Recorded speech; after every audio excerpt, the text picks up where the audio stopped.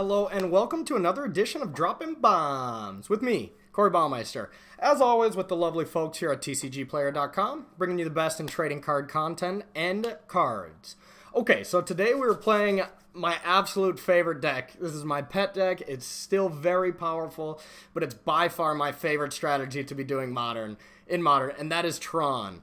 And today I'm adding a little spice on it today. I added green-white Tron to the mix instead of just the standard mono-green Tron or green-black Tron for like Collective Brutality, stuff like that. I really think we're advantaged in some matchups because of the power of Rest in Peace and Timely Reinforcements. Being able to play a Timely Reinforcements against Hollow One, Humans, Burn, any of these matchups, it buys you enough time where you can go over the top with your normal Tron draws. That's always been the biggest problem for me with Tron, is that this is a deck that it's so easy to get under and just manipulate through like aggressive draws. Timely Reinforcement really puts a stop to that. And Rest in Peace really puts a stop to the decks that go over the top of you, like Storm, KCI, the new Black-Red Vengevine decks. Like, all our bad matchups, I feel, are solved by each one of these cards in their different ways. So, the mana base is what had to be the biggest change here. I am playing 2 Horizon Canopies. I think the card is phenomenal. It's also a great white source. People have told me, like, it's not great that you have to pay 1 life every single turn to activate it, where Brushland, you can use the free colorless ability when you don't need to play a Rest in Peace or play a Nature's Claim. But I think it's just great to search one of these up late game and draw a card and cycle to try to gain one of your 10 drops or your Emrakul or whatever. So I decided to go with 2, and I think it's great. I put the Ghost Quarter in the board just because I really don't like that card. I hate drawing it. It's only good up against Affinity and the Tron Mirrors. This list is a lot weaker than in the Tron Mirrors, which we're going to notice here in round 1. It was a tough match, well fought from both sides, but you'll see the conclusion of that. Another card that you can't see off screen, I can't really figure out why it's not showing, is Emrakul here. I decided to main deck the card just to give yourself a lot of game in the control matchups for game 1. Some of those games can go so long, but if you have an Emrakul in your deck, it's very hard to lose, like very hard. Eventually you get to cast it, eventually you get to take their turn, counter all their spells, and do just absurd things with it. And stick around for round 3 where we have a great Emrakul finish to the tournament. It's beautiful. It was a beautiful game. Other than that, it's pretty standard Tron. And yeah, hopefully you enjoy the games and stay tuned. All right, and welcome to the games. All right, let's get our green-white Tron on here. Yes, I would like to go first. Okay. This hand isn't perfect. This looks like a solid turn 4 Tron hand, and then we could play Ugin or Karn, so it's definitely a reasonable keep here. And now we have the option between starting with an Expedition map or a Chromatic Sphere. I think it's pretty ambitious to play the Sphere. It does have a higher upside, as in we could find, an extra draw spell to find the power plant or the tower. But I think just going mine, map, and then Horizon Canopy, sack for power plant, and then power plant, play map, sack it for tower is just the best way to for sure assemble turn 4 Tron. Obviously, our natural draw next turn can dictate and change that play, but more than likely that is going to be our sequence here for the first 4 turns. Tron's all about those little edges that you can gain by just sequencing your spells correctly. Okay. What kind of game 1 is this? Our opponent just tilt scooped? Well, what would we think our opponent's playing that they would just automatically lose to Tron? I would guess with a mulligan, I wouldn't guess some kind of aggressive deck. I would probably say something like Jeskai or Blue-White Control, maybe. Something that his hand was just not equipped to beat. I think it's a safe bet to just bring in Nature's Claims anyways. God, that was weird. Yeah, I guess we'll shave down on stuff. This is all a guessing game, so sideboarding cannot be correct. Guess we'll take out one Ballista. Maybe have the Soul Read and bring in the Crucible.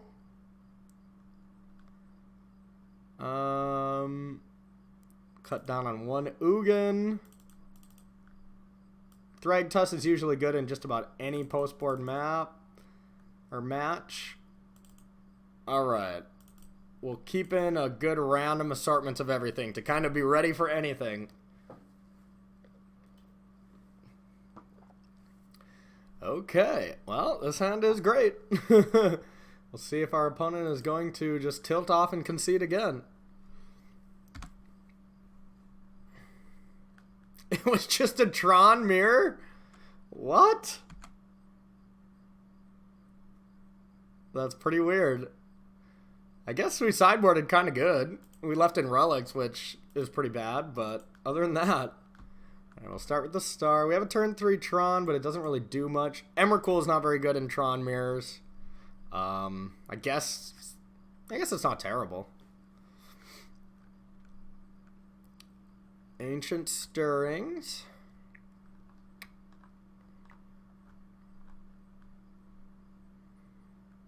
I'd be really curious to know what our opponent's hand was that made him want to just immediately concede. Okay, well, hopefully our opponent found that map, so hopefully our opponent just doesn't have Urza's Mine Karn. I don't think they would. So we got a chance to find Karn and likely win the game.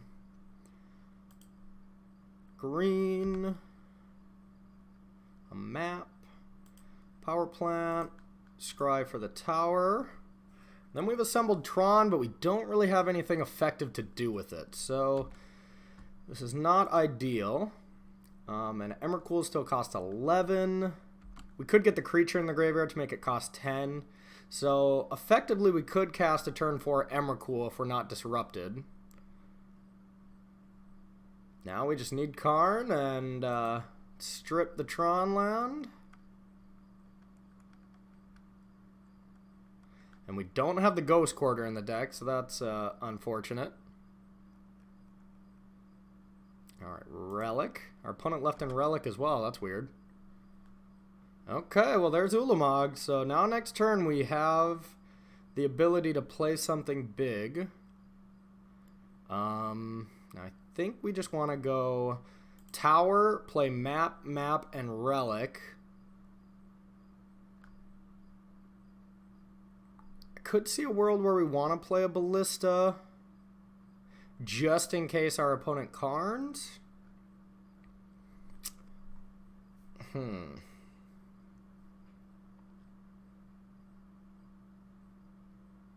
Interesting.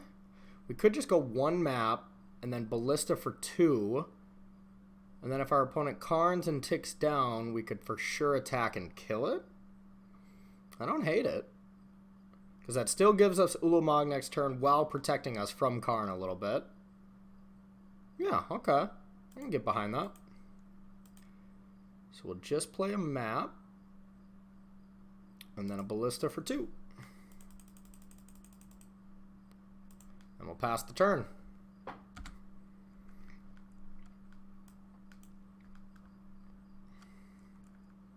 Ooh, our opponent could have been relicking us to make Emrakul cost less. Doesn't know we still have it in, or even that we have it in our deck, so it's not that big of a misplay, but I always activate Relic right when I put it into play. And it's just a habit. Alright, Karn Father, like we expected. I really like our play last turn then. Unless our opponent just ticks up. Okay, so now we have to sacrifice this now. Let's go get a tower. Now we've reassembled it. Alright, now we just get to attack Karn and finish it off. Yeah, really wanted to get an action spell. But we can... I think we just start with playing a Relic and sacrificing it. It does Nambo with Emrakul, but We're really looking to just get Ulamog in here anyways. Our Emrakul isn't going to be that big of a deal. So...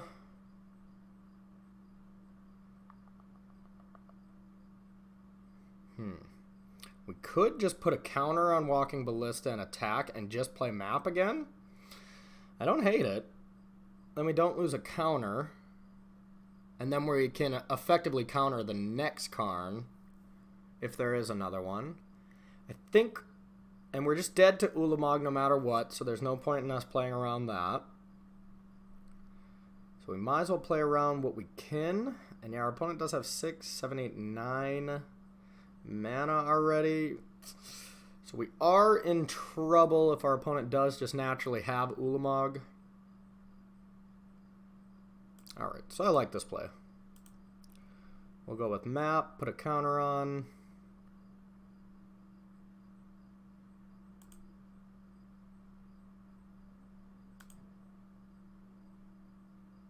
Now, if our opponent does have Dismember or something, this is kind of a blowout, but you would think our opponent would take those out.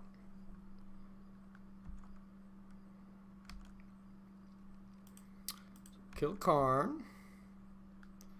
And our opponent definitely played right, even though they just sacrificed a Karn. They stopped us from Ulamogging him, so that is a big deal, because the game would just be over, so that is smart. Alright, exiled all graveyards. Alright, just play something like an Ugin or a Worm Coil. Thought not. That's not that big of a deal.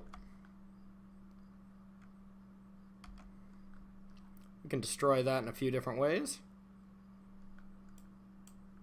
I would guess our opponent just has to take Ulamog.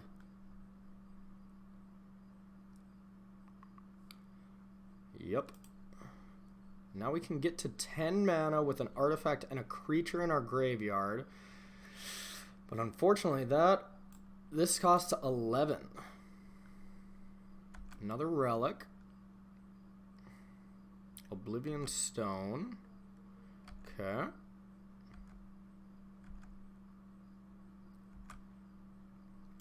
So now we're going to sacrifice this. I think we just want to get a tower here. More than likely just putting counters on Walking Ballista and just getting rid of Thought Knot. I don't see a way that we can actually cast Emrakul this turn. We just want to hope to top deck something. And the most mana is the best way for us to do that. So, yep, we're just going to get a tower here.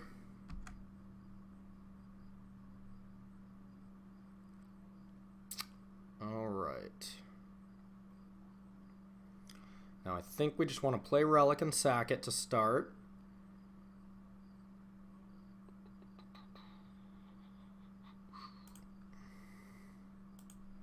Yep, that's what we're going to start with.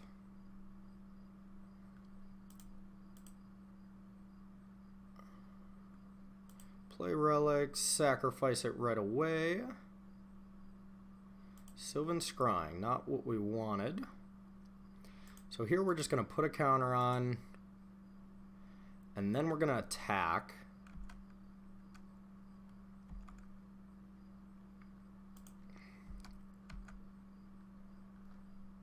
And we're just going to put another counter on here. Now we have the option to just kill Thought Knot now, which I don't really see a reason to quite yet, so we'll just pass.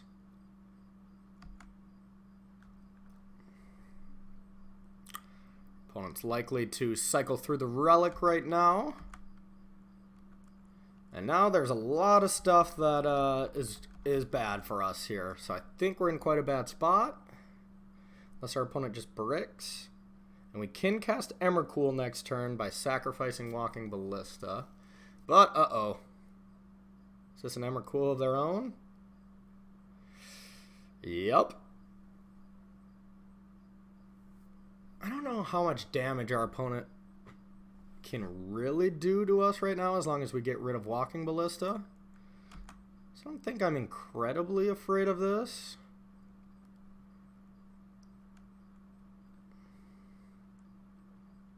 Gets an Ulamog. Gain control of our turn. And we're going to get rid of this. We're giving ourselves outs to possibly drawing an Ulamog. That's a card we don't want to draw right now.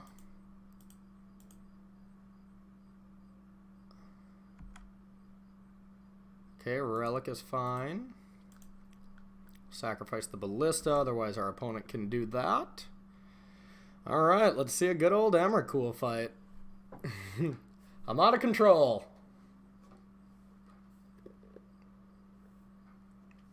I don't see much our opponent can do right now. Not playing a land and relicking away our graveyard, I guess, is kind of annoying to keep us off Emrakul. Or maybe playing a Canopy, sacking to draw. Yeah, I'm not sure what our opponent's going to do here. But if our opponent lets us have a turn and we get to cast Emrakul, then we get to cast Ulamog on their turn and exile their Emrakul, end one of their Tron lands or whatever. So 6, 7, 8, 9, 10. We have 10 mana with 2 types. So right now, Emrakul is castable. But like I said, our opponent can mess with us here. I think the best play from our opponent is to just sack Relic and say go. Because that makes it so we can't really do anything next turn. Yep. Hopefully we don't draw an Ulamog or something. Or a Karn. Chromatic Sphere. Now that's a trap. That's a trap. If he plays that sphere. Yep, okay, nice. Now that's an artifact in the graveyard. Now as long as we fade a Karn one more time. Our opponent could like Sylvan Scrying away. Okay, a map is fine. I think our opponent's in trouble. Sylvan Scrying for nothing.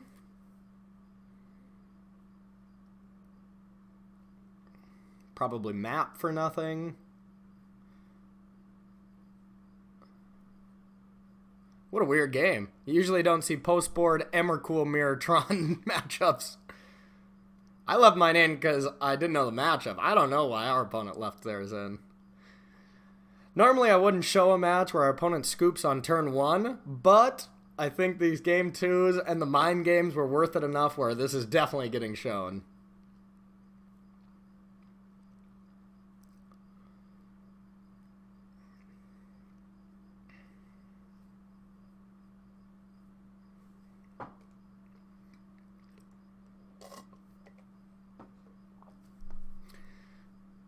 Taking control of people's turns is some of the most pure fun you can have in Magic.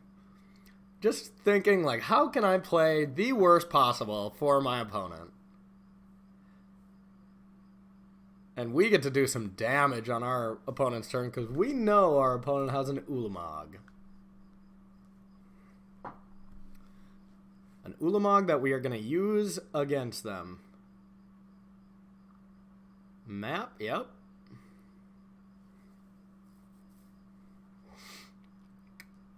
Sack map, fail to find.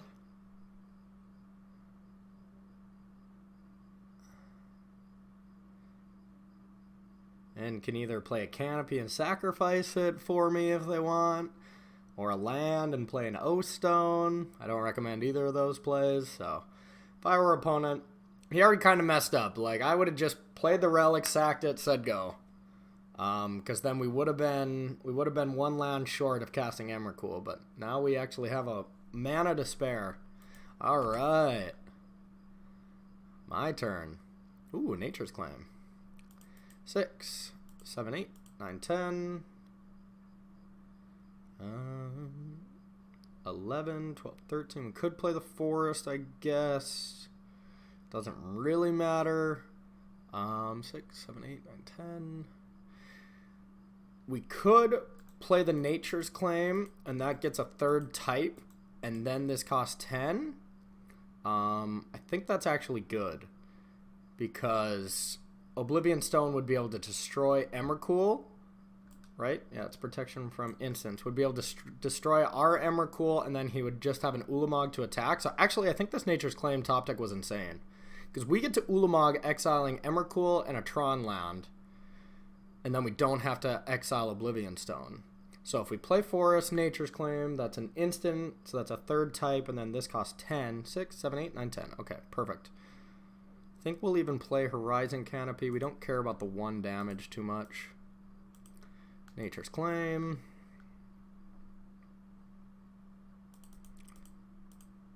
Alright, Emrakul for 10.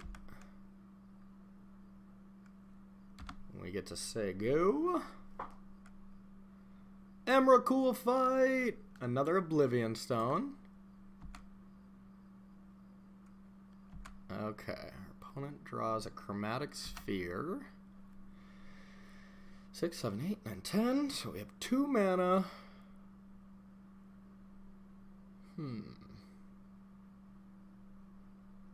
I think we just play Ulamog, targeting Emrakul and Urza's Mine, and just say go. Leaving our opponent with 4 mana, an Ulamog. Well, that Ulamog actually does some work. Like, our opponent getting to cast that right away, and it is a cast trigger.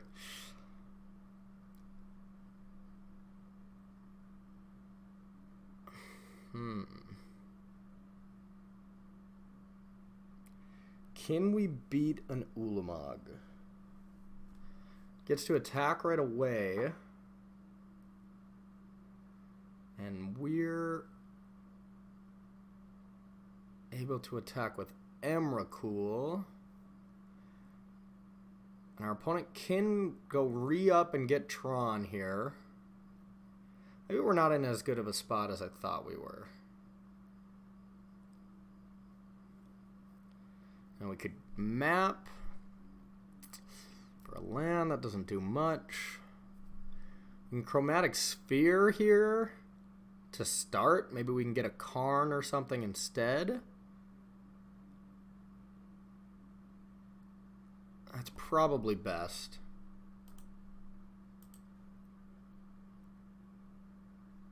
Alright, we'll start with the Sphere. Why won't this let me do it?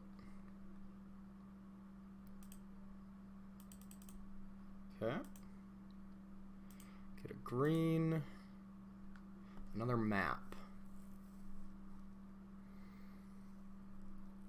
Could just burn all the map. We've really got to get this Ulamog trigger away, because if our opponent Ulamog triggers us, I think we just have to hope to top deck an exile effect. I don't see another way out of this.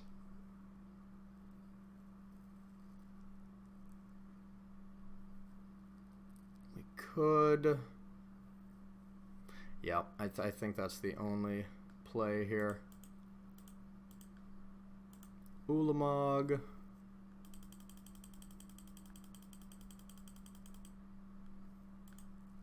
Exile this and this.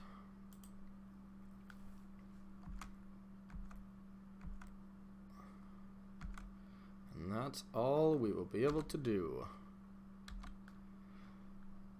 Now our opponent's turn. Getting to attack, though, that's not good. Yeah, we really, I think, just absolutely need... If we had 42 cards, then it wouldn't matter, because we could just find a blocker, but... Or I guess we can just block with this. This is bigger.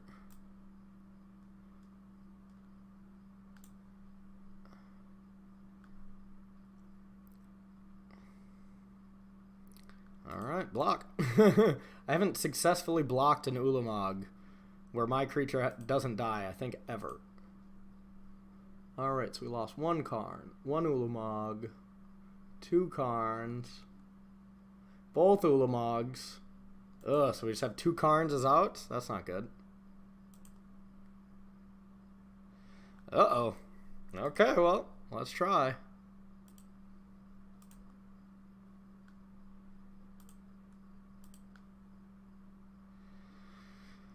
The sweats continue.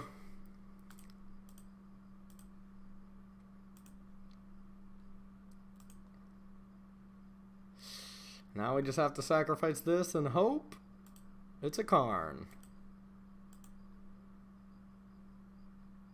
Worm coil. Nope, we will be decked.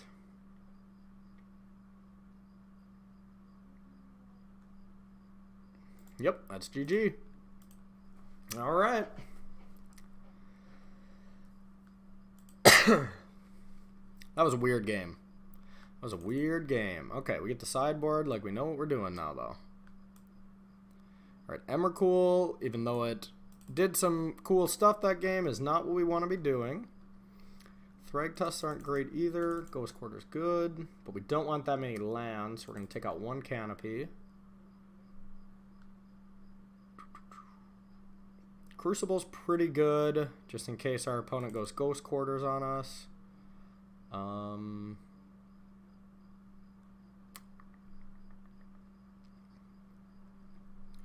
Coil isn't bad. Relic is.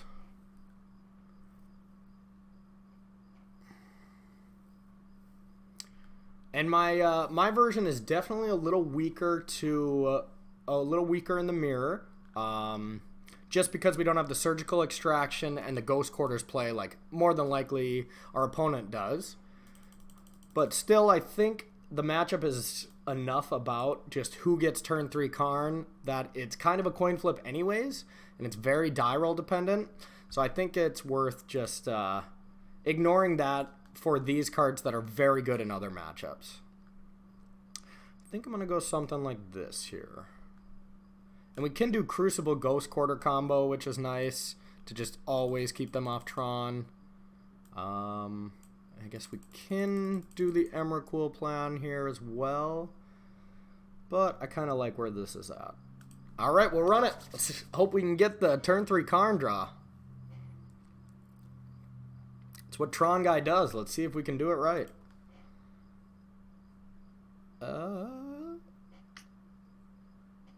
It's not exactly turn 3 Tron, but I think it is too good to mulligan. We have Nature's Claim in case our opponent just goes turn 1 map, which I think is relevant enough.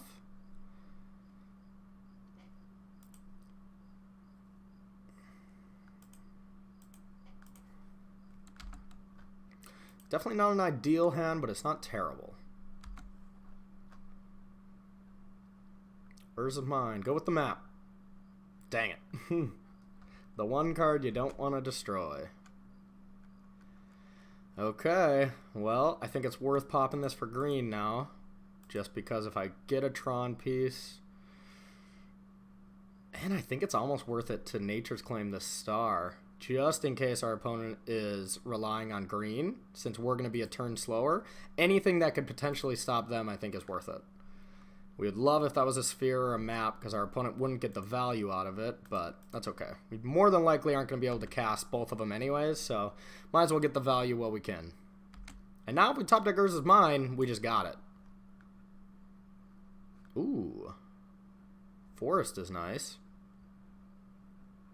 Oh no! Our opponent had the same plan. Now we really need that mine. Mine. Horizon Canopy, we get to do it back to our opponent, I guess. And that's all we wrote. I don't think there was any value in keeping the map because we didn't have the third land. Like, I really like to protect my maps at all costs, but this situation, it was just unavoidable. Now we can top deck Ancient Stirrings to find a Tron piece. Sylvan Scrying doesn't get us to a Karn or Urza's Mine, so we have 8 very good draws that, you know, the Stirrings would be worse than just the Mine, but still good. Expedition map. Alright, so our opponent has Tron next turn, but only access to 5 mana. So nothing scary is going to happen next turn unless our opponent just has Tron. But we're in trouble now. We could sack Horizon Canopy to get another draw at just getting Tron. It's not good, but Or we could just play O-Stone, which is also pretty bad. I think we just play O-Stone. Alright. We're about to get Troned.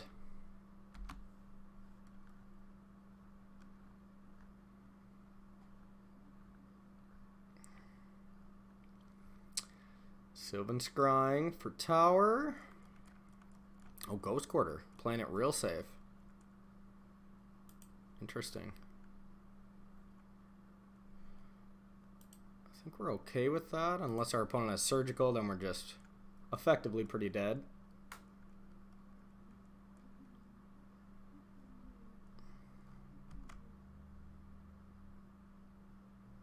Oh my god, and we drew it? Wow. Oh, that is savage. Wow.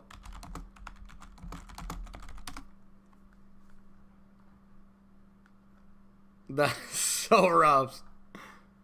I don't think we really had a chance even if we didn't draw that, or even if we drew like a mine. Strapping our Tron here is just gonna be game over. Well, I didn't think we were losing this game after our opponent just conceded on turn 1. Alright, well, what are we going to do now? Say go.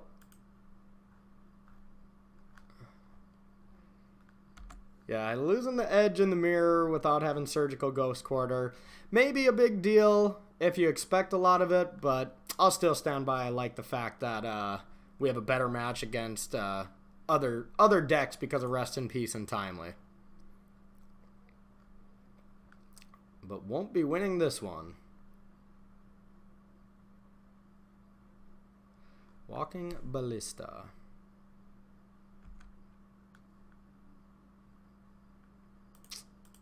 Stirrings, a couple turns too late. Yeah, this would have been perfect if this was a few turns ago. Alright. I'll just play the mine and say go. Now if we draw land, we can O-Stone, and maybe that'll be relevant, but I pretty much doubt it.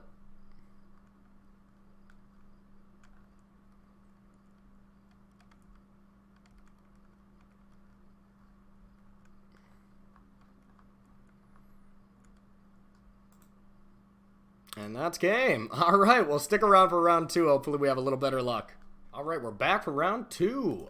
All right, let's start it up. This hand is terrible. A redundant Tron piece. No way to search out any others and just big stuff. This is an easy mulligan.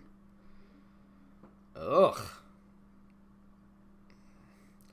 This hand is just as bad, but it can find Tron. It's just pretty slow. I think this is a keep. We just need one land, and you know we have 2 Tron pieces in the form of maps plus 2 cantrips. Ugh, it's not good. This is a close one. If that Sanctum was a Tron piece, it would be a snap keep, but the fact that we're already starting off without a Tron piece makes it much worse. And we still have to hit a land for our hand to even function. But if we know a land's on the top, we can lead on map.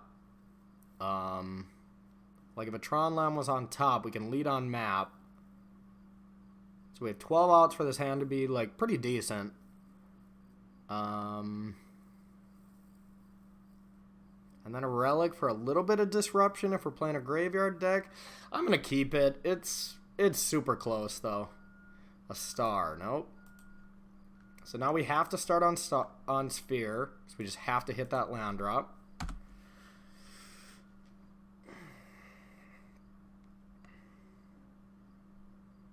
Well, I don't see a point in cycling at end step, but sure. Especially if our opponent is playing Hollow One. That would just be silly. Really? Okay, well, Burning Inquiry made our hand a lot worse. But look at that. We drew Tron and discarded 2 pieces of it. That is lame. Well, alright. Well, we're cooking. So we'll sack for green here. Alright, alright. Well, we'll we'll play Power Plant because it's more valuable because there's already one in the graveyard. And then we'll play a Relic. Nothing huge is in the graveyard yet, so we're just going to target our opponent with it. Now there is a reason to sacrifice a Relic right now to prevent like a Grammatic Angler, but we're actually not that afraid of just a 5/5 right now from Hollow One. And boy, do we have the sideboard cards for this matchup, so I'm excited for this one. Rest in Peace and Timely Reinforcement are great. Rest in Peace isn't as good on the draw, but if you have Rest in Peace and Timely Reinforcement, then it gets much better, because just a Rest in Peace on the draw usually isn't enough, but if you have Timely Reinforcements on 3 as well, it buys you a lot of time to get yourself to a late game Tron. Alright. So our opponent can just spend their turn to play a Grammatic Angler, which we would be okay with. Discards a couple of lands. And yep, that looks like what our opponent is doing right now. Mr. Angler, okay. We can beat that. Probably. Alright, so I almost always just start by relicking my opponent. I mean, right now it's actually getting rid of a relevant card, so that's nice. Now here, I kind of just like going Urza's Mine and just say go. We could play the other map, but we want to leave one open for map just in case our opponent discards a bunch of Blood Gas or Flame Wake Phoenixes, something along those lines. So we're just going to go land go here. And if our opponent plays Burning Inquiry, we want map in our hand because we don't need it right now. So that's a card we want to discard. Not a huge percentage of time these plays, really matter, but it's a non-zero percent.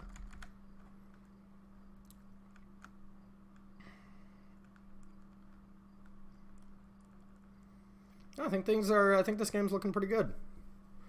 Could definitely go wrong. Hollow One is very explosive, and this card is very bad for us. That's about the worst card in the deck for us. It's just so hard to deal with.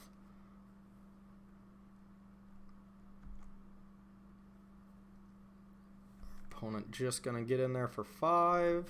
Fine by us.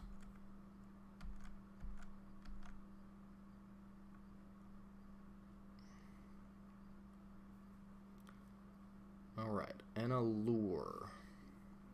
Okay. Bloodghast and a Phoenix in the yard. So our opponent did play a land. Correct. Yep, played the Cliffs. So we are gonna sack Relic at end step here. Ooh. Hopefully not another one. Oh god. Okay, well now we're just went from being in a very good position to just likely being dead. Wow. Okay. Well, first we're gonna sack for Tower. But if we get something like an Oblivion Stone, this game's over. And then we got 2 draws at it. We're gonna sack Relic right away. And even if we Karn and downtick, it at least buys us some time. Ancient Stirrings. Alright. Well, don't think we have much choice besides just playing out Karn and downticking on the Angler and just to stay alive. Yeah, we could go Star, sacrifice it for green, but then we'd pretty much be wasting it because we'd still want to more than likely cast Karn. Huh. Ooh, this is a good play. We can go Star, or better yet, we can go Map, play Karn, sacrifice Sanctum, go get a Worm Coil, and then next turn we can sack the Map to go get a Tron land, a Tower, then play Star, Ancient Stirrings, and a Worm Coil. That should be enough to make sure we're safe, but that Flame Adept still presents like a scary clock. I think that is the best situation here. Yep, okay. And we'll get the Karn. Yeah, because we would have 6, 7... We have access to 8 mana next turn if we sack map for a tower. Yes. Yeah, I think it's safest to just go with the Wormcoil. Wormcoil is insane against Hollow One. Alright, we'll get rid of Angler. And we'll pass the turn. And cross our fingers. 8, 9... Our opponent would have to do something like double Burning Inquiry to kill us this turn. But Hollow One can definitely do it.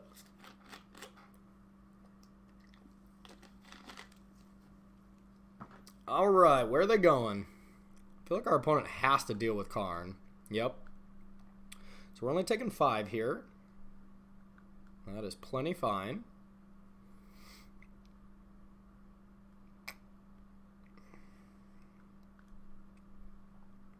Karn down. We got a follow-up play. Why would he do that second main? Our opponent would get a Flame Wake Phoenix, and that would be much bigger. That made 0 sense. And now we have... I mean, we lost our Wormcoil, but we have Oblivion Stone, which is even better. So I think we just start by sacking map for a tower. Playing Oblivion Stone.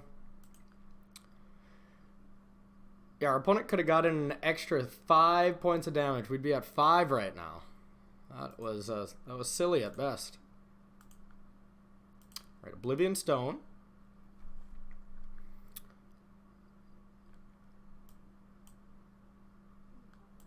And then we just say go. We're going to wait for combat here. Let our opponent pay 1 for a Phoenix if they really want to, just to immediately have it put in the graveyard. Karn is not great against Hollow One, though, so we don't have the best follow-up play after this, but we do have plenty of resources to find follow-up plays. And we're forced to sacrifice this stone in combat. One of my favorite plays to do with Tron is sacrificing Oblivion Stone at their end step, so you have not only a turn to cast something gigantic, but you also have a turn where they have to spend on setting up, which is huge. Alright, sack Oblivion Stone. But now our opponent gets to set up and threaten us next turn, but just a Bloodghast is not very threatening. Okay, so we are going to start with the Star into Ancient Stirrings. Trying to find an Ulamog to close this game. Karn is great and all, but we have better top decks right now. We already used our Sanctum, so there's no point in Sylvan Scrying that up. We could Sylvan Scry a Horizon Canopy. Ooh, I kind of like that.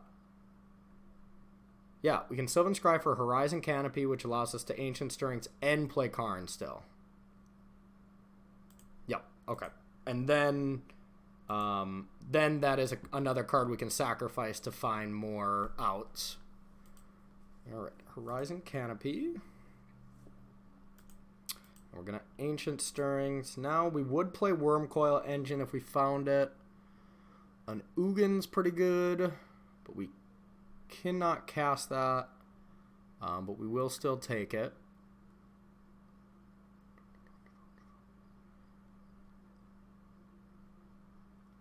Alright, we'll take Ugin. And now we're going to play Karn. And now, I would assume that card is a Lightning Bolt. That would make sense. So let's assume that it's a Lightning Bolt. Our opponent would hit us down to 6. Bloodghast would hit us to 4. If our opponent played a creature, Phoenix could get in there as well. I don't think there's any draws that just kill us next turn. But we could just play safe and exile Bloodghast. Yeah, I think that is the safest play. Exiling the card is pretty relevant as well. It could be a Grammatic Angler as well. Yeah, we'll go for the hand.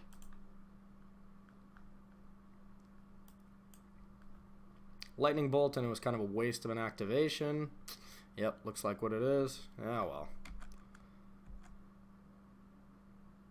I still don't think we're dead to any draw, but maybe I'm missing something. We're definitely getting put a little lower than comfortable right now. So maybe that was a little bit of a loose play.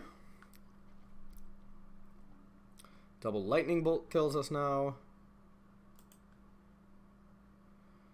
Okay. Now I think we should just sacrifice this canopy to start. And then if we don't find any Ulamog or anything, okay, well. I think we'll be playing that. And if we just get rid of lands from our opponent, I don't think we can really lose. 7, 8, 9, 10, 11.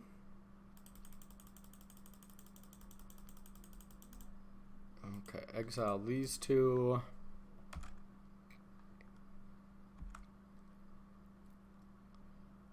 Exile this land as well.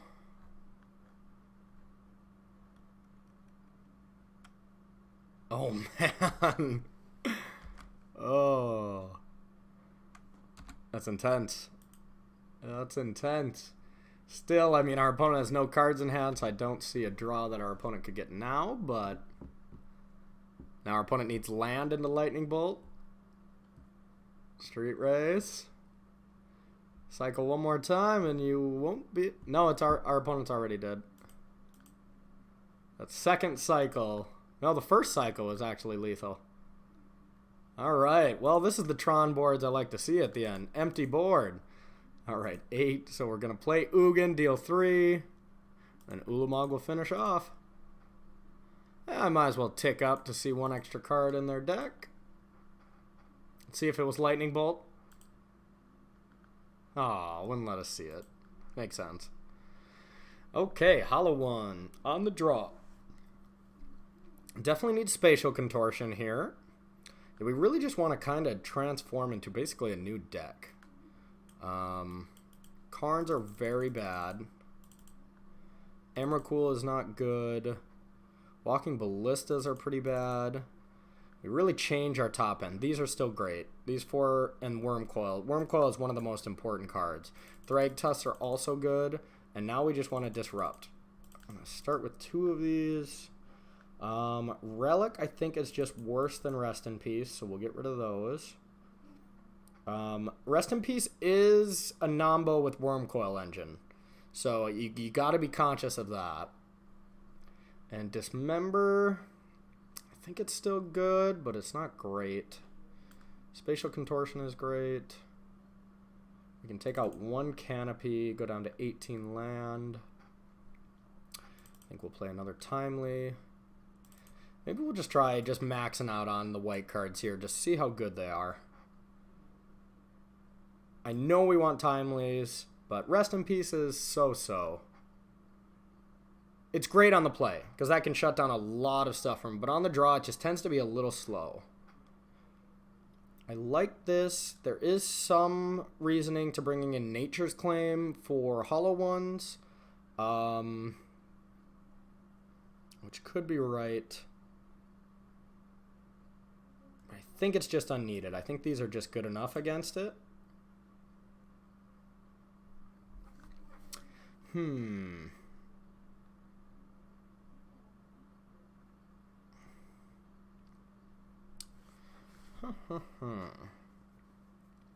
They could bring in Blood Moon. That is something that I've seen before, and that is a good reason to have Nature's Claim. Yeah, we're gonna...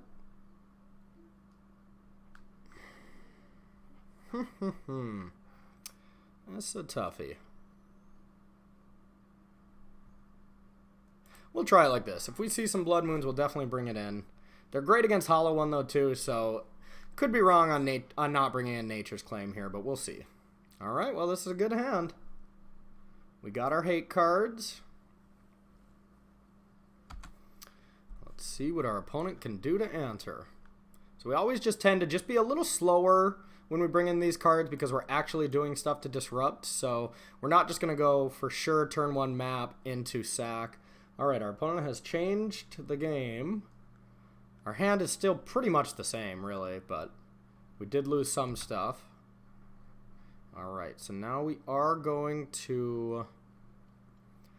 I think we start with Chromatic Star and just rest in peace next turn. Because we can't turn 3 Tron to anything of value. So yeah, we're going to start with Star and rest in peace. And Star also doesn't work with rest in peace. You don't draw the card. So it's always good to play the stars first post board when you have rest in peace.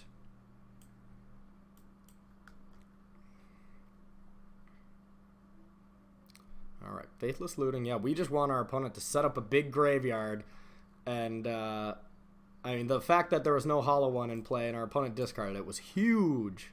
We had the answer. We would have just went turn 1 dismember. Take 4 one turn instead of taking 4 every turn. Alright. Well, it looks like our opponent... See, on the play, we would have already had the rest in peace in play, but now our opponent could go Angler as well. Dang it.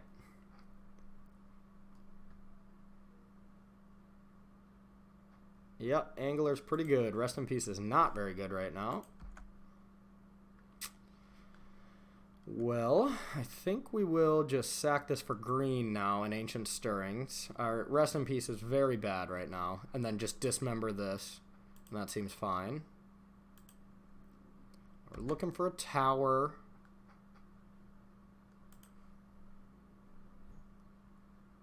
Chromatic Sphere is not ideal. Neither is a map. Ick.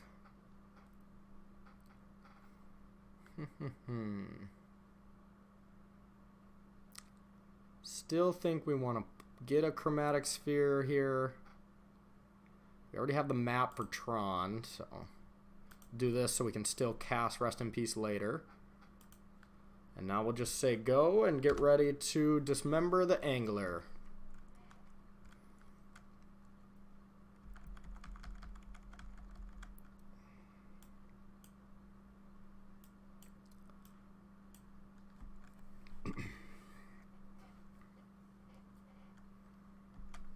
Alright, opponent's gonna attack here. We'll get that Angler out of here. Boom!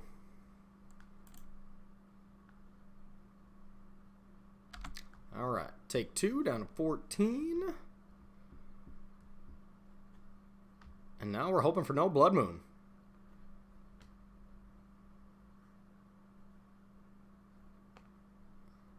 And if our opponent just flashes back Faithless Looting and gets some... Alright, we love that. We have assembled Tron. Okay, we can do some stuff now. And our opponent's setting up a big graveyard. Yeah, this is going to be a good Rest in Peace turn now. Hopefully he doesn't play another Angler. Yeah, looks to be the case. Well, that just means our Rest in Peace is not good again. And we can just Oblivion Stone away the threats. Okay. It does have 2 Faithless Lootings, though, so that's not nothing. Yeah, actually, we will probably be playing a Rest in Peace here just to get rid of all the resources and then Ugin away everything next turn. So that means we should sack all our stars here first. Alright, so star. Sack for white.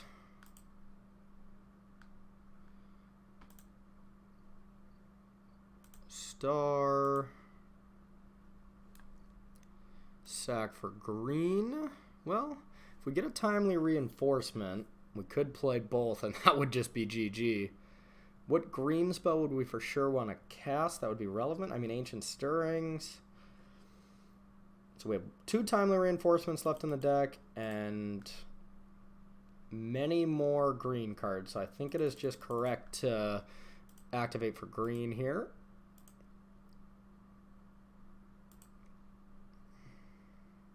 Okay. Now we just play Rest in Peace and Oblivion Stone.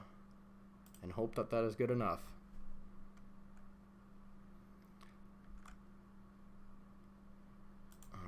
Oblivion Stone here. We will say go. And we really don't want to use Ugin to take care of Angler because that also kills our Ugin. So more than likely we are just going to use Oblivion Stone next turn.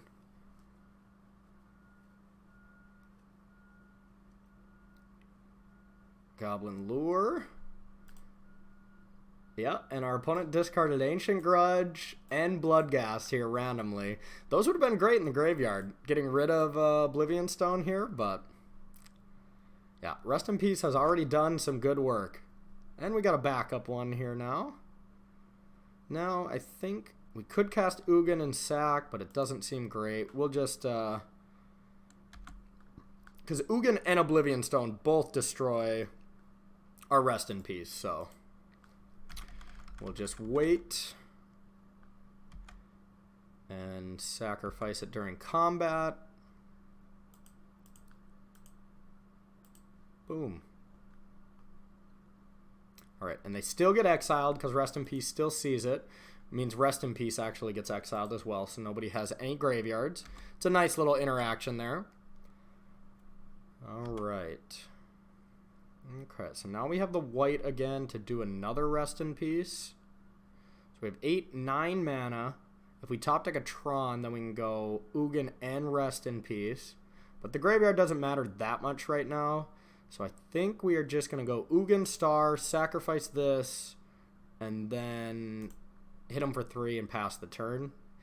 Be unlikely that we die the next turn, but there's actually no way we can do anything to prevent it. So we'll start with the Star, and then Ugin, sacrifice this. Now, there is some world where we just want to get a Wormcoil here, because we can for sure cast it. It's Wormcoil or Ulamog. I think it's probably just the Worm. Just to prevent any hasty ground creatures from getting us. Alright, cross our fingers that our opponent doesn't have 2 lightning bolts and gives us a sweat. Doesn't look to be the case.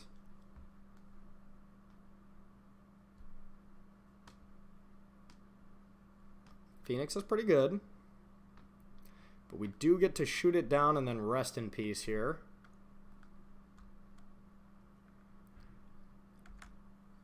Alright, 6, 7, 8. So we do get to Wormcoil and Rest in Peace. So we'll sack for white. And then as long as we don't die to Lightning Bolt, Phoenix, or something along those lines, we'll be able to gain enough life next turn that we'll for sure win. 5, 6, okay. And we could Ancient Stirrings to get a land, but there's no point in risking a game that we pretty much have locked up just because it would be more efficient, you know? Normally in other situations where the game's not just going to end next turn as long as I play this Worm, I would do that, but here it's just all we're playing around is double Lightning Bolt or Phoenix Lightning Bolt, which we can't really do anything about, so that was the safest play for this one. Alright, stick around for our third and final round. Alright, and we're fortunate enough to win the die roll here in Modern, which is huge when it comes to Modern. So yes, I would like to play first, and yep, we got turn 3 Tron. You never mulligan that. We don't have anything to play effectively on turn 3, but this hand is still good enough where we would never even consider mulliganing. Alright, our opponent, on the other hand, is mulliganing. Alright, keeps their 6 and scries to the bottom. So we will start off playing Urza's Mine and play a map and pass the turn.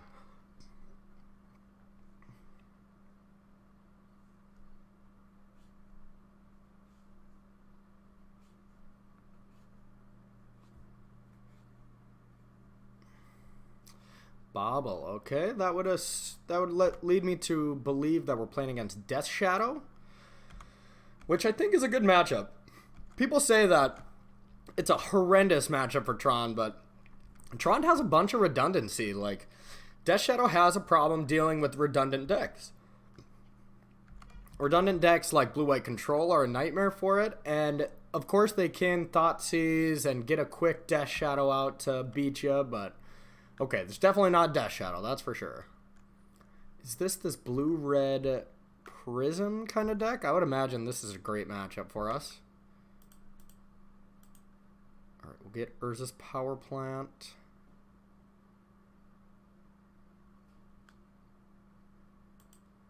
Okay. Yeah, I can imagine it's got to be something with Ensnaring Bridge. Otherwise, our opponent would be sacrificing Bobble. Okay. Ghost Court. Ah, we drew the mine. Nice. So would love to use this ability. Alright, we're going to play the power plant to disguise that we have found Tron again. We're going to play a star. Since we already have green, we're going to sack it right away. And we might just relic our opponent, but I do think this is a graveyard deck, so I think we're going to hang on to relic here. Next turn, just play a Worm Coil. Plus, we want our Emrakul to be easier to cast. Alright, pass the turn.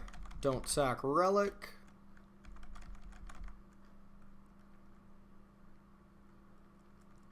Yeah, Worm Coil is... If this is the deck I think, the blue-red kind of Whir of Invention and Ensnaring Bridge kind of prison deck, then Worm Coil is definitely going to be a card we take out. But these two are superstars in that matchup.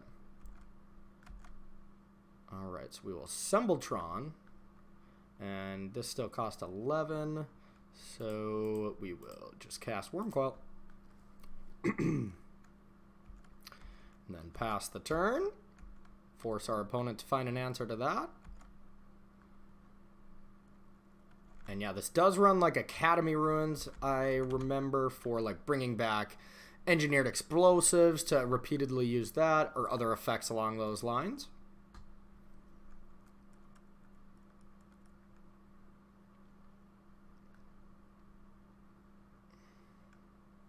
Oblivion Stone is going to be pretty good against him as well. Like, our whole deck is very good against this deck.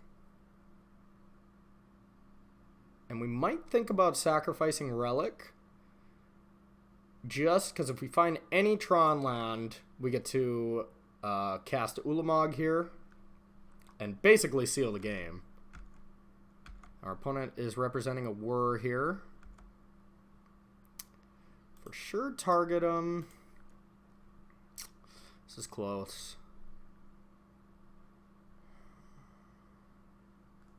I think I am going to sacrifice it now.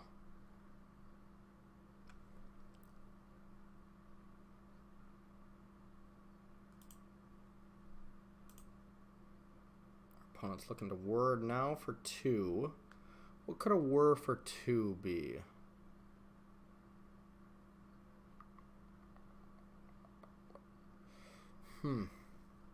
Could be like a Pithing Needle on Relic, maybe? I think that would be pretty ambitious, but I don't know any 2-drop that would prevent us from playing these. So it could be like Pithing Needle, so I'm just going to sacrifice this now.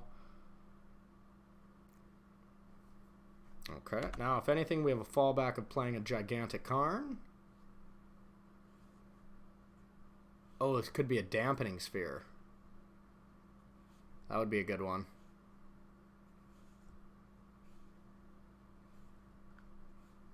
Yeah, if our opponent has one main deck Dampening Sphere, which in Modern they should, that hits a lot of decks. Yep, that's nice. Okay, well. Our opponent still has to deal with this Worm. And we're going to play an Oblivion Stone to try to answer that. Alright, Oblivion Stone. Attack. Say go. Now, I'm sure there's plenty of ways to answer this. There's got to be a main deck Pithing Needle, something like that. And our opponent actually just has the Welding Jar right now to answer it.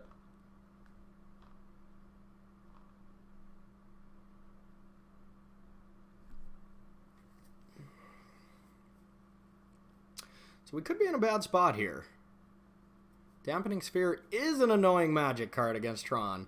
You usually don't see many of them game 1. I mean, I'm definitely going to bring in my Nature's Claims against this opponent.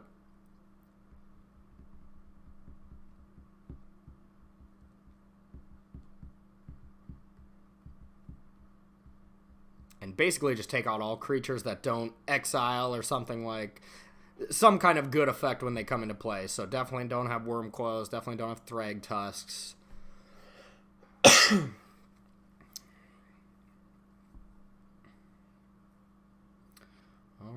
Transmuting for a 0-drop. Be interested what that is for. Maybe another welding jar I could see.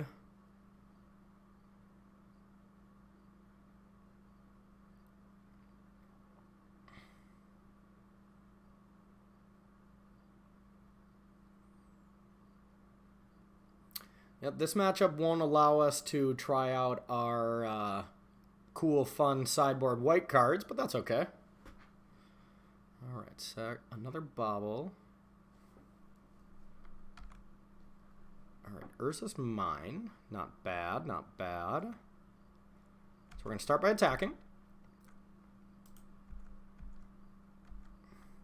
And now we could sack Oblivion Stone now, but there's no real point to it. Our opponent's just going to draw a bunch of cards, so we're just going to play a land and say go. And we could play another Worm Coil, but one is already going to kill him, so that's not a good play either. Alright, targeting me. Only sacking one. Okay, opponent gains a life. That gain life is actually very relevant right now. That's an extra turn.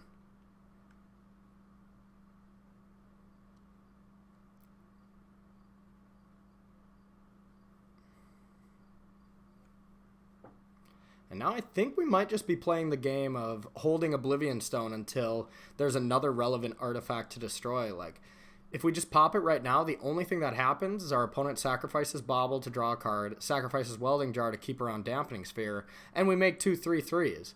So right now, that doesn't actually do anything. So I don't think we are going to blow it up right now. Nope. We would just untap. And we'll attack. We could play map, but we couldn't play and sack it, so we're just going to say go. Alright, now our opponent's sacrificing Inventor's Fair to more than likely get an Ensnaring Bridge, since this worm will just kill him next turn. And then when our opponent plays the Ensnaring Bridge, we're gonna put them to the test in having to decide to save the Dampening Sphere or the bridge. And you have to save the bridge because Worm Coil will just destroy him, and then we'll just play one of our gigantic spells since our Tron lands will be unlocked.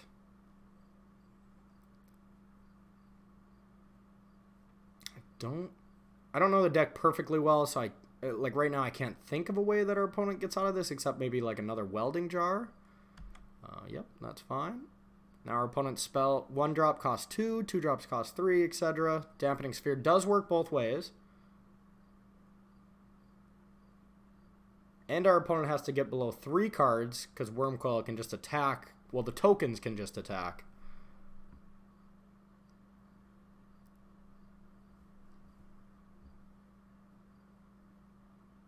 What would our opponent be trying to cast with white mana?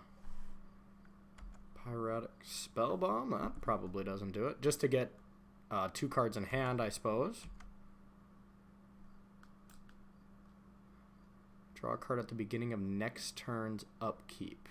Okay, so I want to sacrifice this at end step, because our opponent cannot bobble, otherwise they will just die. So sacrifice this. Opponent has to save Ensnaring Bridge. Oh yeah. Alright, now we just get to pick one of the 10 ways to kill our opponent here. So whenever you have no mana here and you have a map, I mean, this doesn't matter because the game's just over, but I do want to show you the best operational ways to play Tron. If you don't have mana and you have a map, it's free to just play a map and then sacrifice it to go get a tower, and you just assemble extra mana. So always start with that. But now, yeah, I think we just play Ulamog. 5, 6, 7, 8, 9, 10. Mr. Ulamog, get rid of this Ensnaring Bridge and the Academy Ruins. Unlock these to be able to attack. Glimmer Void would go away. Yeah, that's nice. This does not seem like a good matchup for our opponent, but I could be wrong. So we're going to bring in Nature's Claims. Worm Coils are bad. Walking Ballistas are okay. That can be a way to end a game. Relics are still fine. Dismember has exactly 0 targets. Ghost Quarter could be okay for getting rid of Academy Ruins. Nothing special. Rest in Peace and Timely are both bad. Creature removal's bad. Crucible could easily be good if our opponent's plan is to just Ghost Quarter our lands away. I think I like it like this. I do like 2 canopies to just be able to draw. I guess Ugins are quite terrible. Yeah, we want to get those out of there. We'll bring in an extra land. I guess keep 1 Ugin. Yeah, Ugin's not great, and I normally don't want 20 land, but we do have a lot of dead cards. Could keep in creatures. It's just another way to attack our opponent, but we really just win the game with these huge spells. Maybe a couple, maybe 1 Wormcoil is just better than 1 Ugin since it can be searched up. Okay. I'll buy it.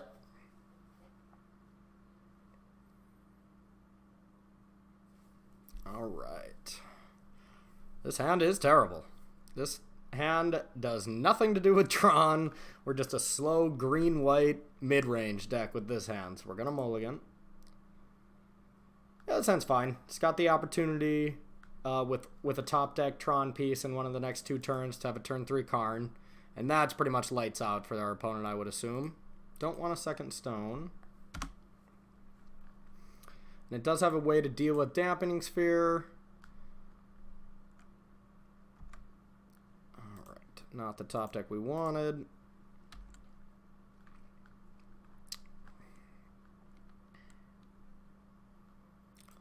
Bobble targeting himself. Our opponent didn't like what they saw, so sacrificed it to draw a new card.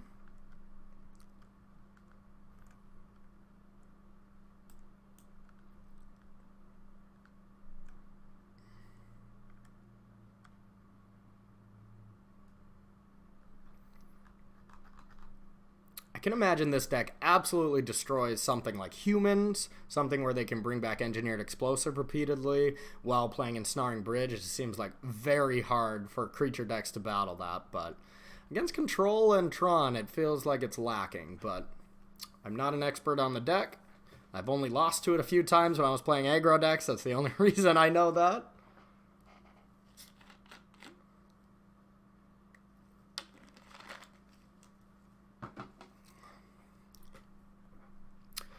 Alright, a map from our opponent. Wormcoil for us is a terrible draw. An Ugin would have been just as bad, so we can't really fault that. We'll just play land go. We're quite far away from Troning up here. We do have the Ghost Quarter for our opponent's Academy Ruins, at least. I can imagine our opponent doesn't play a bunch of those cards, so...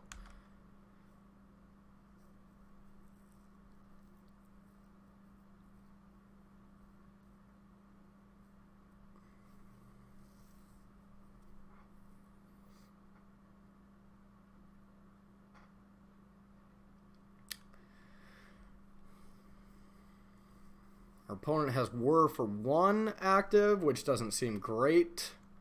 If they did Whir for 1, we'd of course have to respond with sacking the map, just because it could always be Pithing Needle. Now Whir for 2 does do more things.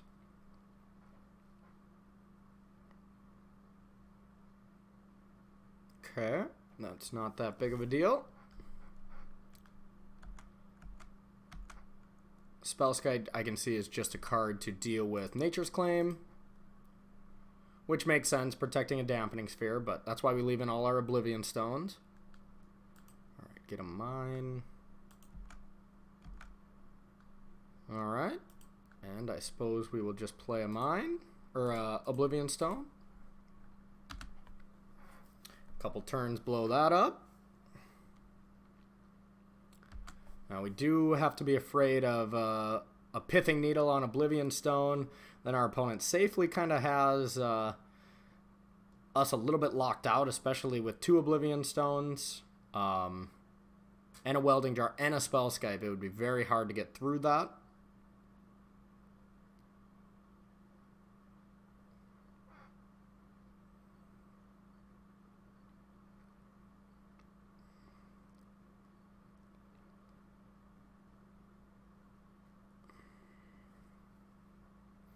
And our opponent hasn't immediately sacked map like we do almost every single time, because their mana base isn't that important. It's just important to get that card out of their hand and then be able to find an Academy Ruins or something like that whenever you need to.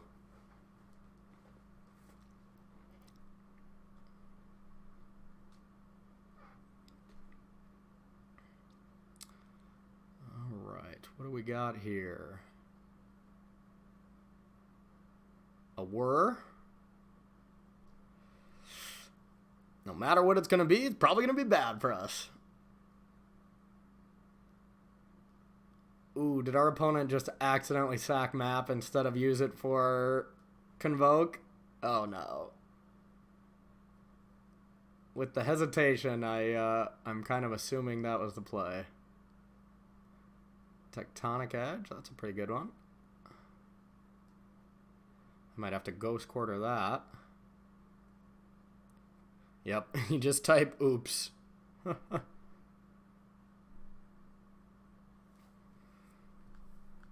Alright. Ulamog.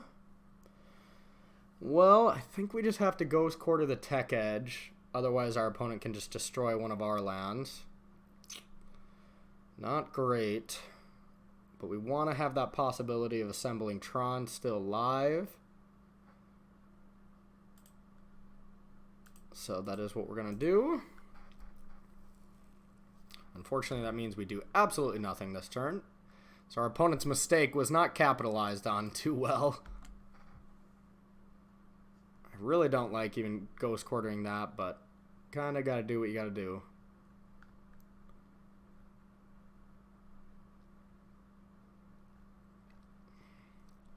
Here comes the whir.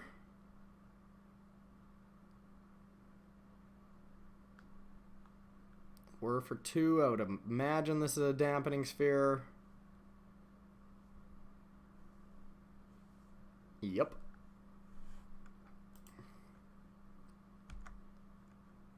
Okay. We'll just go land, go. And next turn we'll be able to pop Oblivion Stone. It's not going to be able to kill everything. It'll actually only kill 2 welding jars, but... Crucible. Oh. I think that's just game. I don't see how that would not just be game.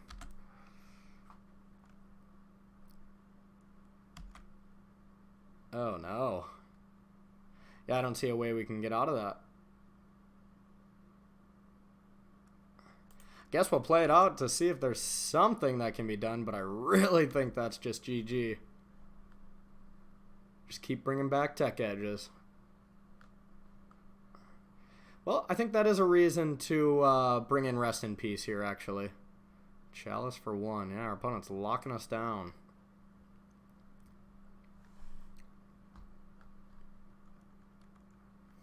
Now, if we get our own Crucible...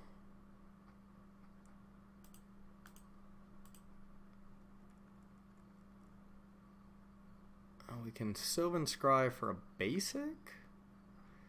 No.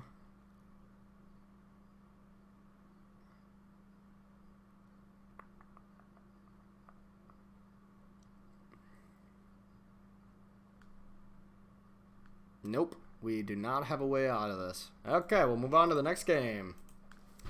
We've been prisoned out.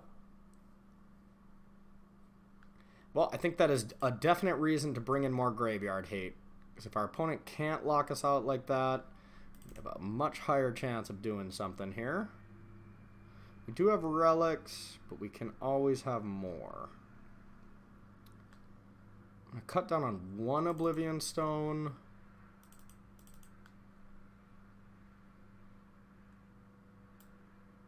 It does Nambo with our plan as well with Crucible. Well, I don't... take out a land here. Maybe it's just fine to have some creatures. I could be wrong on that. These seem kind of poor, actually. I think I'd rather have a creature that's castable that can still deal some damage. We'll do 2 and 1 to search up. Yeah, we'll try this. A little extra hate for the graveyard cards here. Yes, we would like to go first. Well, we do have Tron. And we have Crucible, which is huge. So we're gonna keep it.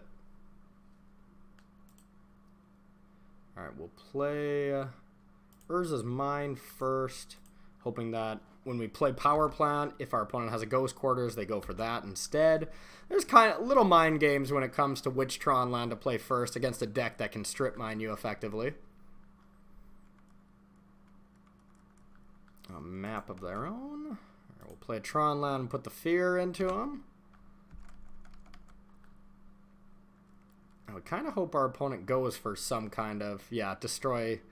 Now we'll see which land our opponent goes for. He's got a 50-50 shot of guessing poorly. And it doesn't really matter because we're going to Crucible it back. So we'll sack for a tower.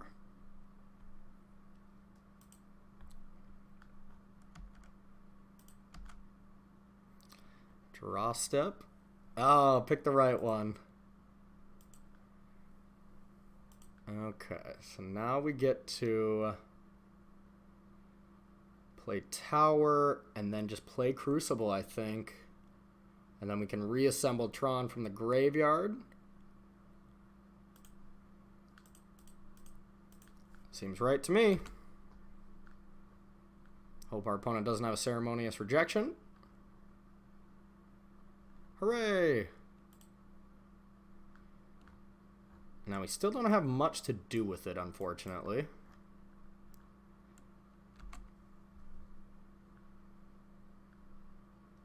But assembling Tron is definitely half the battle.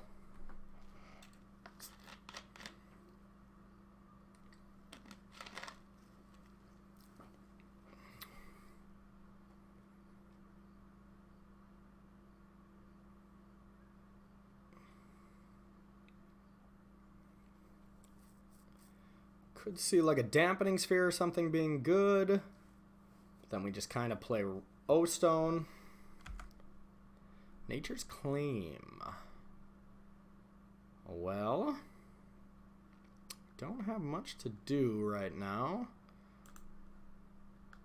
Besides play a Relic and O-Stone and then put a Fate counter on Crucible. That seems fine.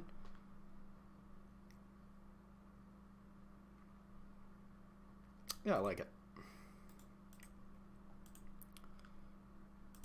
Play a Relic here.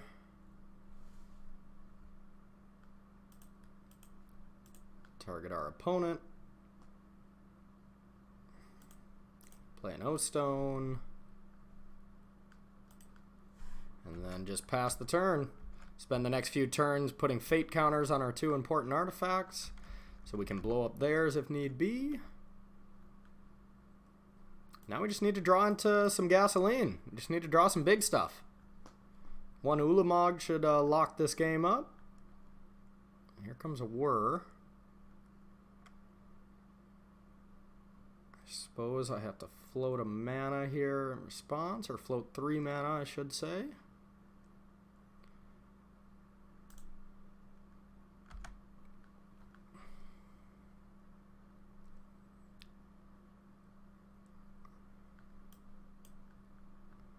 Probably a Dampening Sphere. Yep. Alright, now we'll put a Fate counter on Crucible.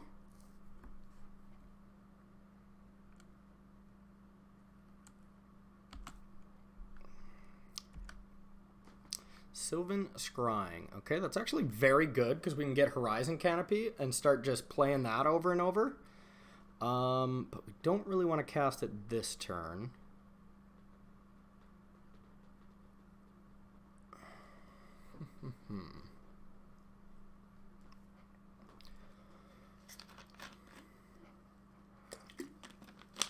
And sorry guys, I'm human, but I gotta take a quick bathroom break. I'll be right back.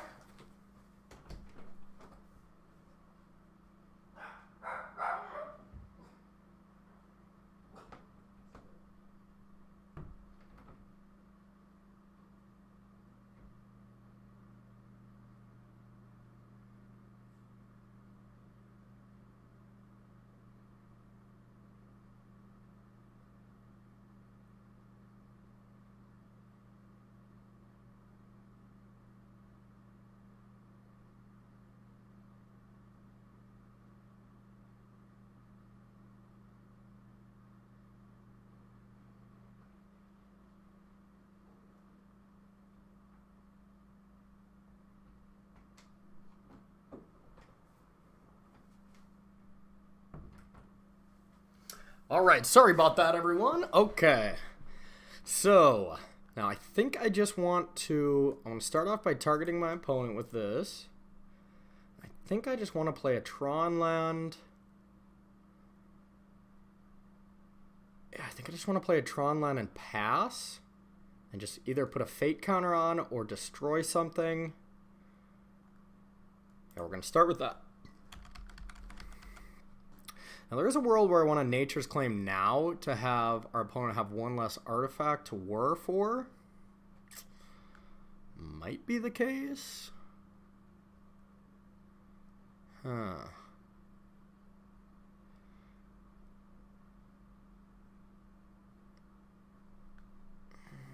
Yeah, that could be the case.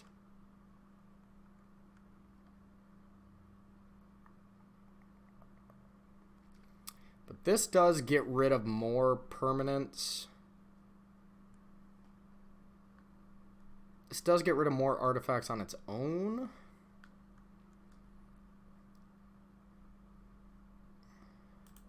Yeah, we'll do it now. Our opponent has to save it.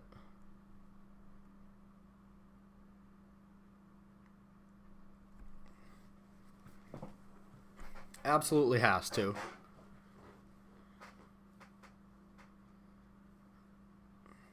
Yep. Okay.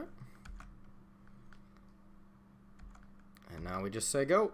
Put a Fate counter on our Relic, more than likely.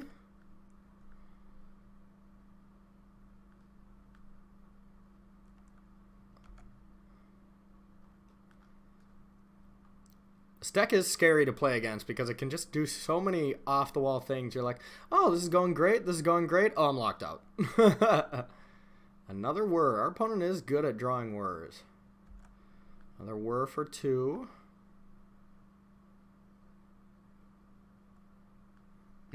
Spyglass. That does get our Oblivion Stone.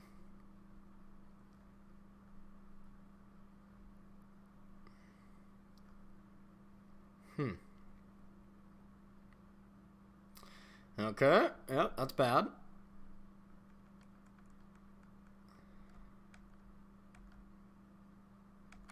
Alright, can't activate that.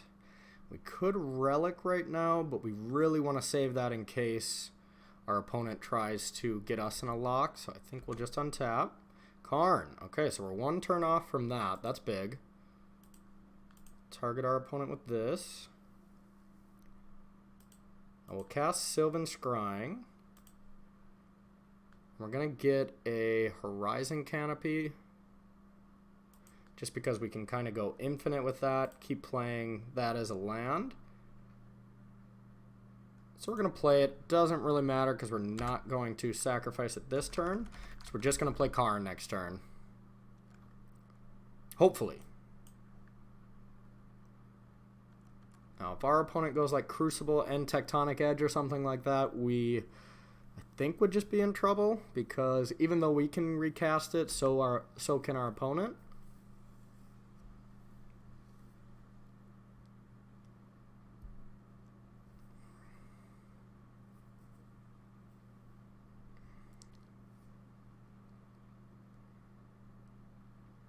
Inventor's Fair, I don't think that's a big deal. Spellskite. Nope, okay. Yeah, I think Karn's just going to be solid here. I can't think of what our opponent could do. I mean, could just play another Spyglass-like effect. Now we can Ghost Quarter to Ghost Quarter away Inventor's Fair. Well, start by targeting.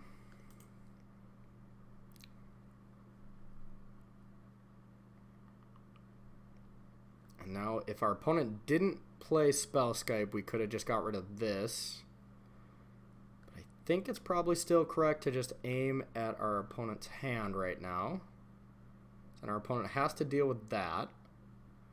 Maybe it is just best to deal with Spellscape right away. So our opponent's going to get rid of a card that doesn't deal with Karn, and then play the other one. We'll play Ghost Quarter. We'll play Karn for sure.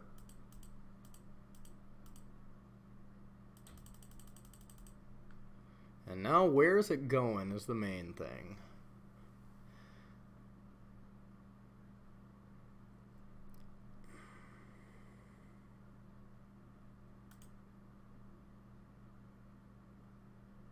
Yeah, I think we'll just get rid of this Spellscape. I suppose we could have had our opponent lose 2 life by aiming at something else, but... Okay, we'll pass the turn. I hope this is enough to get us out of it, but... Like I said, this deck has a bunch of Pithing Needle effects.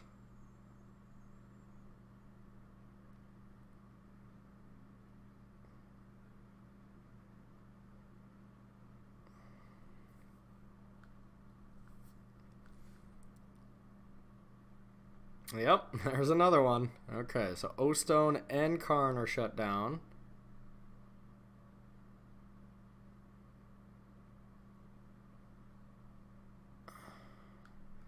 Now I guess we just need a Nature's Claim.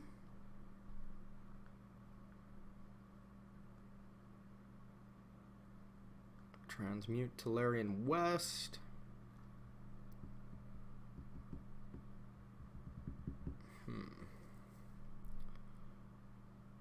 Welding Jar, okay. Now we need another thing. Doesn't play it though. Interesting. Oblivion Stone is a dead draw.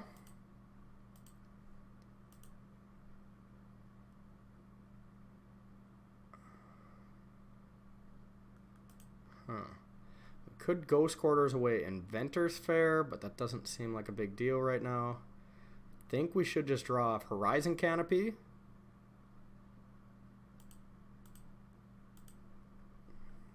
Okay, Ancient Stirrings could be something. Expedition Map, a star. Probably just want a star just to draw more cards. Oblivion Stone is unplayable. Map doesn't do much.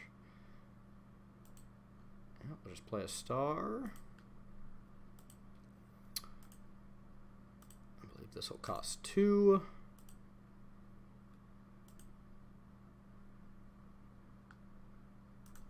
Sack for green, doesn't matter too much. Sylvan Scrying.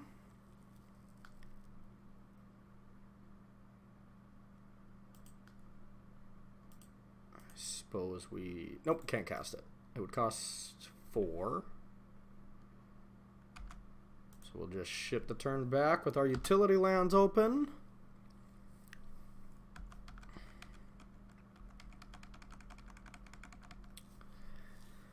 And now I want to keep sacrificing Horizon Canopy to gain more value, but I also want to be making all my land drops. So it's a bit of a rough one.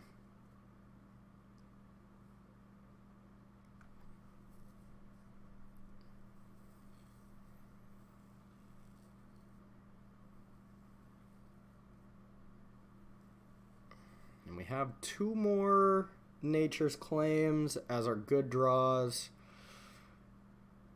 Yeah, we have a bunch of dead draws in the form of Karn and Oblivion Stone.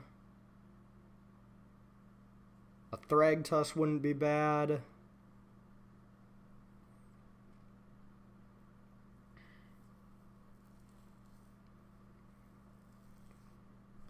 Sigh. Ooh. I could make some quick work of us.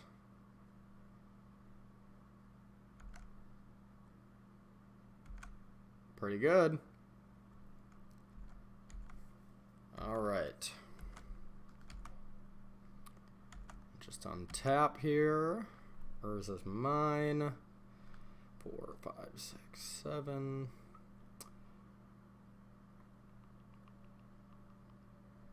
We could just draw another card here and try to win the game by trying to find that, but now we have to get through another spell since our opponent has a welding jar. I really think we just have to try to get to 10 mana. Well, let's Sylvan Scrying and see what we got. Alright, so our outs are... Ugh. They're not great. I really think we do just have to get up and then hope to draw Emrakul. Oh, get a Sanctum and we'll just start playing that game. Because Sai will kill us eventually, so we need to find something.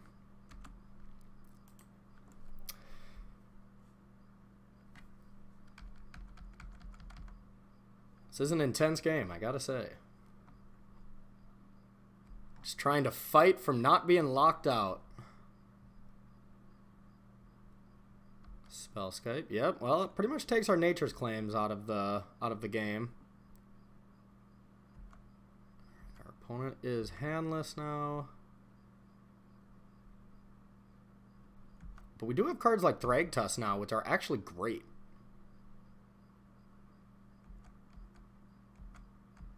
Okay.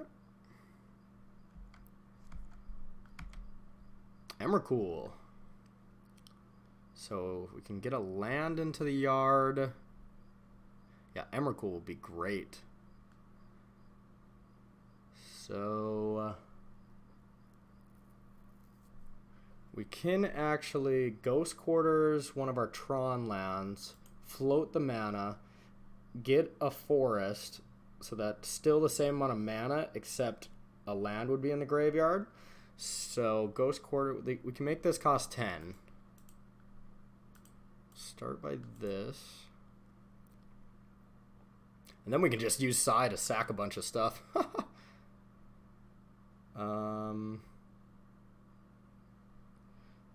5, 6, 7, 8, 9. Yeah, we can do it next turn. Cool. So we'll just play this and pass.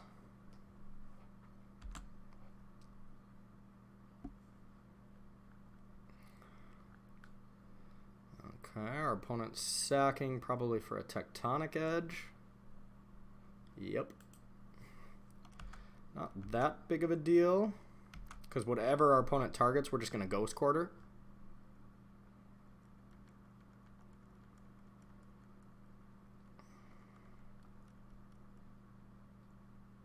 Okay, so we'll just Ghost Quarter that.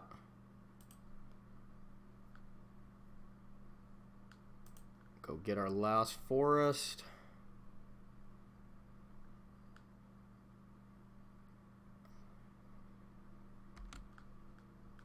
Is that right? 4, 5, 6, 7, 8, 9.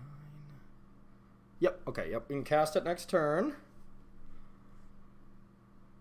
Alright, this is going to be awesome.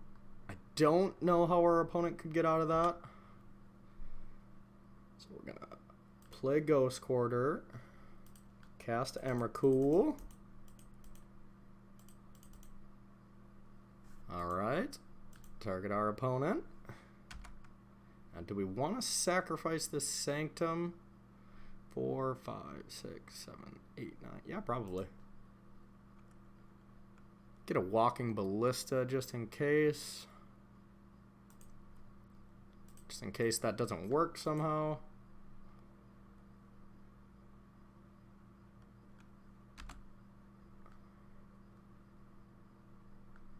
All right.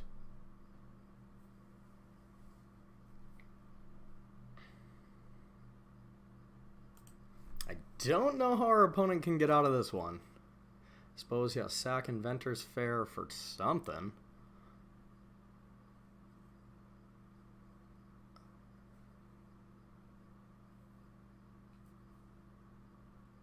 Oh, Emrakul. I've missed you so. Ensnaring Bridge. Okay. Now let's mess up our opponent's turn. Okay. So, we are going to sacrifice both of these blue, blue, sacrifice 2 artifacts to draw a card. 1, 2.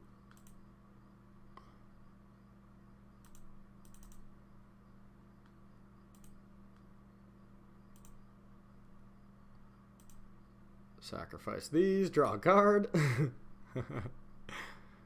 Chalice on 0 seems pretty good. Sacrifice these 2 to draw a card. We can play a couple chalices for 0.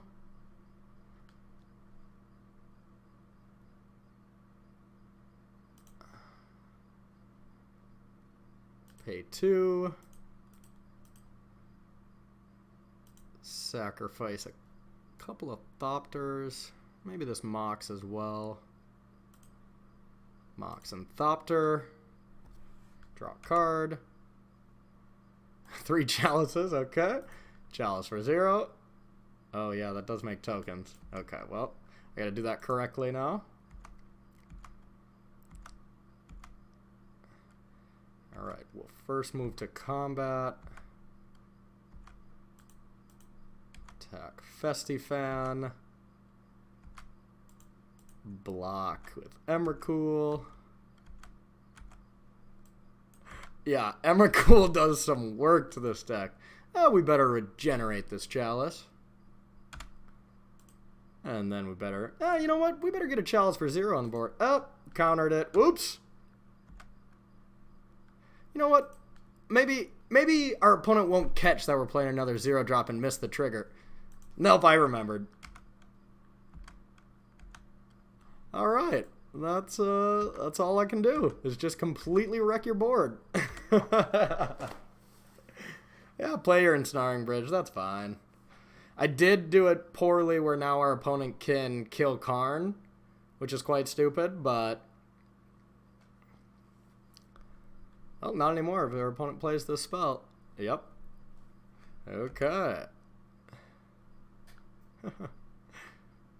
Alright. Fun. So much fun. Well, that is one way to end a Tron video, is through an Emrakul win. Sorry that game dragged on for quite a bit, but that was an exciting one.